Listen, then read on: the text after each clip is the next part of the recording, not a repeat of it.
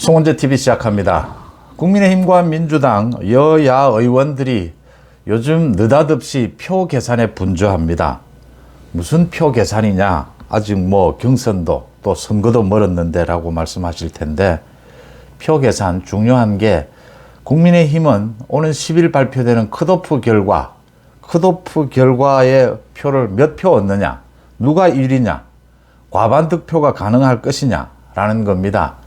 그 다음 민주당은 이제 이재명에 대한 체포동의안이 넘어오게 될 텐데, 검찰이 구속영장을 청구하면 국회에 체포동의안이 넘어오게 될 텐데, 이탈표가, 민주당 의원 가운데 이탈표가 과연 몇 명이 될까 관심도 끌고 있고, 이게 불안하기 때문에 박홍근 원내대표를 비롯해서 당 지도부가 이재명도 직접 표 단속에 나섰습니다.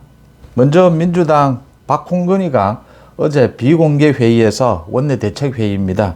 이재명 대표에 대한 체포동의안은 자유투표, 무기명 투표로 갈 수밖에 없다. 현재 국회법에 규정이 되어 있으니까요. 결과가 반드시 부결이라고 볼 수 없기 때문에 원내 지도부가 신경을 써야 한다. 표 단속을 해야 된다라는 겁니다. 지금 국회의원 수가 299명입니다. 150명이죠. 전체가 다 참가한다라고 봤을 때 150명, 150표가 나오면 가결이 됩니다. 그런데 국민의힘 국회의원 수가 115명입니다. 그러니까 35표입니다. 35표가 민주당이나 정의당 또는 무소속에서 나온다면 이재명의 체포동의안이 가결될 수 있다라고 하는 겁니다. 이게 무기명 자유투표이기 때문에 누구도 지금 단언할 수 없다라고 하는 것입니다. 또 이재명에 대해서 각종 검찰의 비리 수사에 따라서 많은 증언과 증거들이 드러나고 있는 만큼 민주당 분위기가 굉장히 심상치 않다라고 하는 겁니다.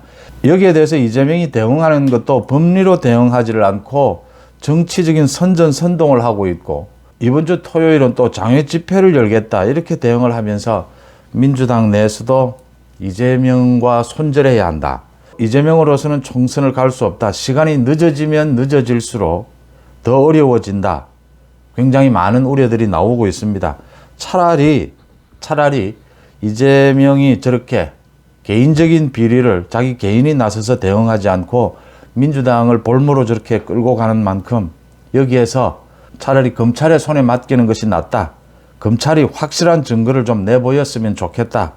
검찰이 이재명 좀 잡아갔으면 좋겠다. 이런 말까지 나오고 있는 상황입니다.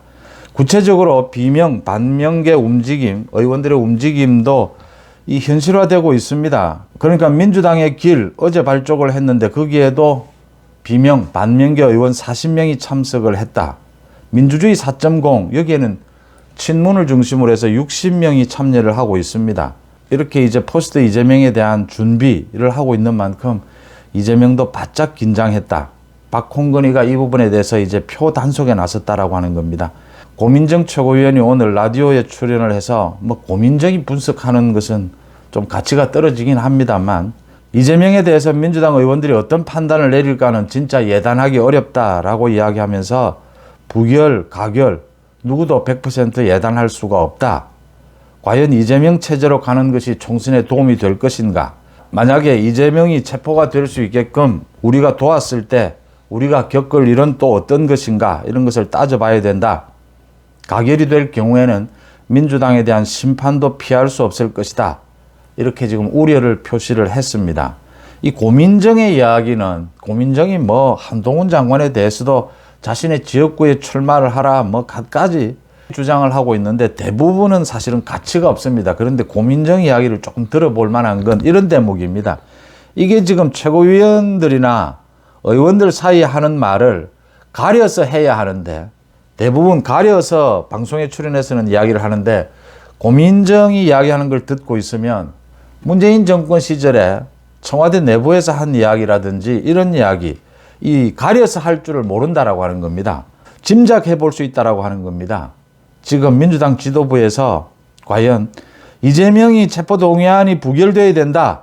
지금 이걸 강조해야 하는 것인데, 고민정이 여러 가지 이야기를, 자신이 들은 이야기를 또 자신의 생각을 그대로 가감없이 내뱉은 것입니다. 이걸 보건대 지금 민주당 지도부에서 얼마나 이걸 걱정하고 있느냐, 이 표 단속을 걱정하고 있느냐 합니다. 최소한 민주당에서 30표의 이탈표가 나오게 된다면 체포동의안이 통과될 수도 있다라고 하는 겁니다. 만약 부결되더라도 이재명에 대한 체포동의안에 민주당 의원 몇 명이 찬성표를 던질까? 이것도 관심거리입니다. 왜냐하면 이번 대장동 비리 성남FC뿐만이 아니고 지금 드러나고 있는 쌍방울 비리와 관련해서도 이재명에 대해서 또 구속영장을 청구하고 체포동의안이 넘어올 가능성이 높습니다. 그러니까 이번이 아니라 체포동의안이 앞으로도 여러 번 남아있다라고 하는 겁니다. 그런 점에서 이번 체포동의안이 넘어오게 되면 전국의 흐름에 큰 분수령이 될 수가 있다. 체포동의안에 민주당 몇 명이 찬성을 하느냐에 따라서 민주당 내부의 갈등, 분열이 폭발할 수 있다라고 하는 것입니다. 그러니까 민주당 의원 가운데 지금 굉장히 이재명에 대해서 문제의식을 느끼는 사람이 많은데 이게 정말 표로 이어질 수 있을 것이냐. 이재명을 이렇게 검찰의 체포동의안에 찬성하는 형태로 이재명과 손절을 하고 난 다음에 이재명이 감옥에 갔으라도 대표직을 내려놓지 않으면 이걸 또 어떻게 처리해야 될 것이냐. 이런 부분에 대해서 지금 민주당이 굉장히 고심하고 있다는 게 느껴집니다. 또 실제로 많이 논의하고 있는 상황입니다. 이재명의 비리 그 자체도 중요하지만 그 증거, 증언들도 중요하지만 이 사법 비리에 대해서 이재명이 대응하는 것이 굉장히 민주당으로서는 부담스럽다. 굉장히 많은 이탈표가 생길 수도 있다. 그 가능성이 높다라는 것입니다. 그런 예측이 가능하다라고 하는 겁니다. 국민의힘에서도 마찬가지입니다. 그러니까 오는 8일과 9일 책임당원 6,000명이 투표를 해서 컷오프가 실시가 됩니다. 이제 4명을 선발하게 되는데 이 컷오프에서 선발될 4명의 후보가 누구냐라는 것도 중요하지만 더 중요한 것은 1위를 누가 차지하느냐, 또 1위 후보가 과반을 넘길 수 있느냐, 과반에 근접하느냐, 이런 부분들입니다. 이게 지금 본격적인 전당대회 레이스에 들어가게 되면 또 많은 이렇게 출렁이는 변화가 생기게 되겠지만 그래도 전체적인 전략을 세우는 틀이 된다라고 하는 것입니다. 당원들의 생각은 뭐냐? 1차로 판정이 나는 그게 이번 지금 컷오프 결과다라고 하는 겁니다. 물론 공개하지도 않고 공개할 수도 없습니다. 그렇지만 대부분 그 내용은 다 알게 될 것입니다.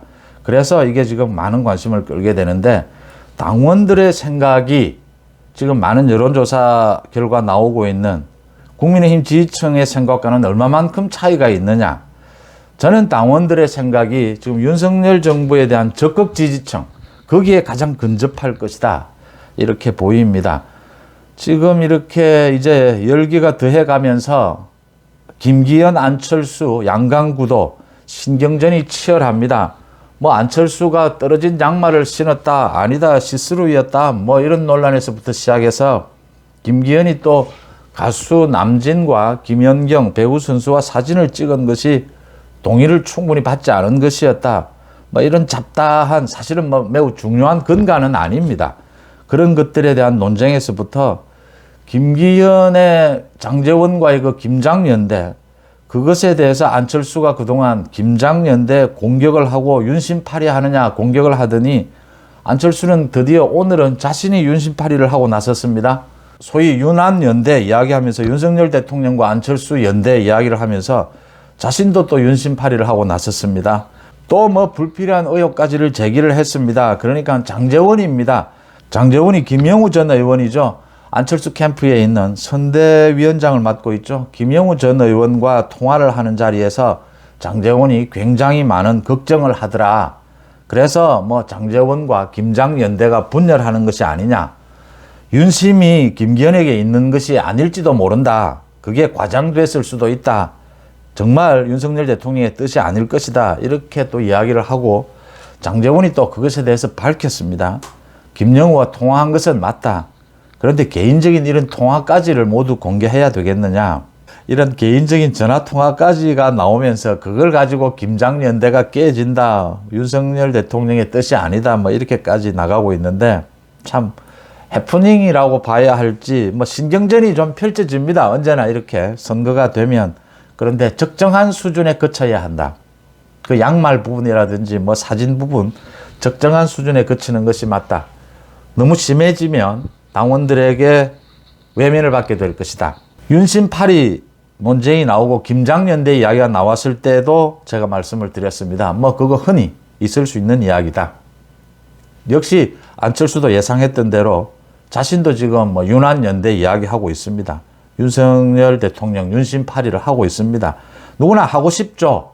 지금 서로가 안철수는 친윤으로 오고 싶고 또 김기현은 중도 확장 쪽으로 좀 가고 싶으니까 서로가 지금 기존의 전략을 조금씩 바꾸고 있는 겁니다. 약점들을 보완하기 위해서죠. 이제 이런 경쟁은 생기게 되는데 윤석열 정부와 어떻게 호흡을 잘 맞출 수 있는 것인지, 윤석열 정부와 자신이 그동안 7개월 넘어서 8개월이죠. 8개월 정도 윤석열 정부와 어떻게 보조를 잘 맞춰왔는지를 설명하면 됩니다. 그게 설득력이 있는 것이죠.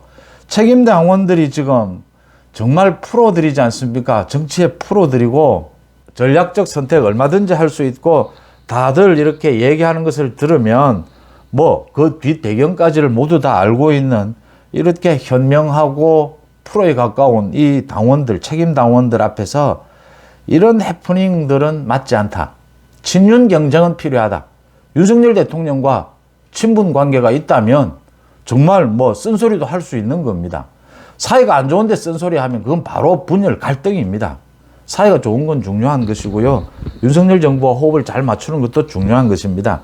그러니까 뭐 서로 윤심팔이 이럴 것도 없고 친윤, 진윤 뭐 이런 소리 이제는 할 필요 없습니다. 그거 스스로 자기 얼굴에 침 뱉는 꼴입니다. 그런 것 하지 말고 정말 윤석열 정부와 보조를 누가 잘 맞출 수 있는지 그 경쟁하는 것이 맞다라고 보이고요.